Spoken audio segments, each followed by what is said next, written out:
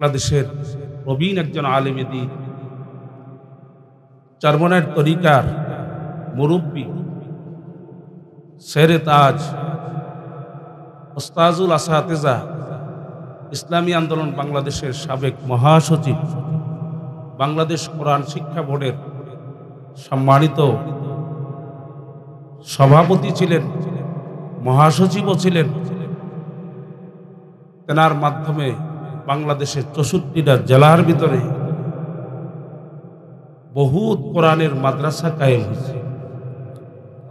ওনার এই ত্যাগ, এই মেহনত ছিল আল্লামা নুরুল হুদা ফয়জি দামাত বারাকাতুহুম কুতুবুল আলম সৈয়দ ফজলুল করিম রহমাতুল্লাহি আলাইহির সুযোগ্য খলিফা ছিলেন। তিনি আজকে দুনিয়ার মায়া ত্যাগ করে দুনিয়ার থেকে বিদায় নিয়ে পরপারে পাড়ি জমাইছেন। আল্লাহ হজরতের কবরকে জান্নাতের উচ্চ মাকাম দান করেন। আরো জোরে বলেন আমিন। এমন কোনো অসুস্থতার খবর আমরা পাইনি, কিন্তু হঠাৎ দেখতেছি সোশ্যাল মিডিয়াতে তেনার এন্তেকালের খবর। আমাদের পীর সাহেব হুজুর চরমনাই দামাত বারাকাতুহু আজকে ঢাকায় বিশাল এক মহা সমাবেশ করেছে। 5টা দাবি নিয়ে ওই সমাবেশের মধ্যে মোনাজাত করতেছে পীর সাহেব হুজুর চরমনাই।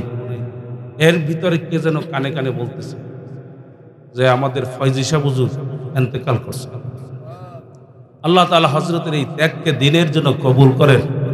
ওনার ফ্যামিলিকে আল্লাহ তাআলা সবরে জামিল এখতিয়ার করার তৌফিক দান করেন। আমরা আস্তে আস্তে ধীরে ধীরে মুরব্বি হারা হয়ে যাচ্ছি। যারা বলেন কথা ঠিক নেবে। একজন আলেমের মৃত্যু একটা জগতের মৃত্যু। আলেম এত মূল্যবান,